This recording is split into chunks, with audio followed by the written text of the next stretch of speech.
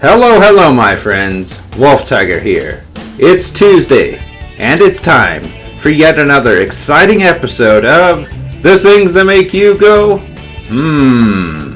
Apparently, Oculus creator Palmer Luckey thinks, if you can perfectly simulate reality, why do you need to actually go see people in real life?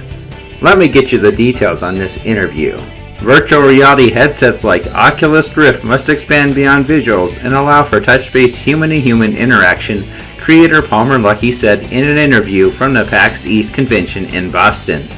All this is in the way of creating a fully immersive experience that makes you feel like you're really in a virtual reality, Luckey said. He said, and I quote, "It can't just be a visual thing. If VR remains a visual-only thing, then certainly will never replace human touch-based interactions," Luckey said in a group interview captured by Maximum PC. But for many interactions, it could. He went on from there to elaborate. "How do I know that you're real?" Luckey said to an interviewer. "You're just standing there. You could be a hologram, but we're still having a meaningful interaction. At some point, it could even be irresponsible to waste the resources to... Why do you even need to get on a plane, burn all that fuel to ship yourself over when you could have just hopped on your VR headsets?" From there, an interviewer asked him about the potential for isolation from people staying in their homes instead of going outside.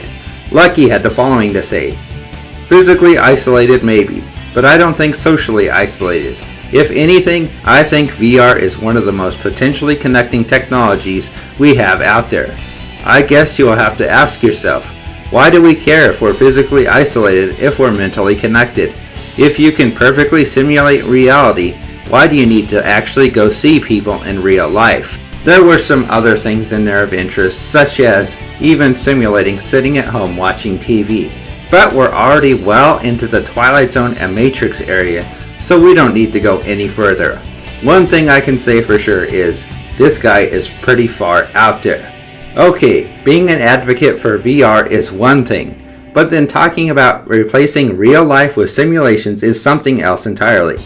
I understand, I'm a tech guy, I like gadgets, but I don't go and pretend that simulations are going to replace the complexities and interests of real life.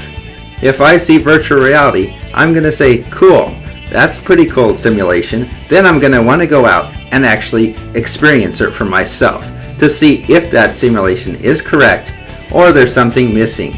Besides, do you really want to spend your life inside of a headset in a box?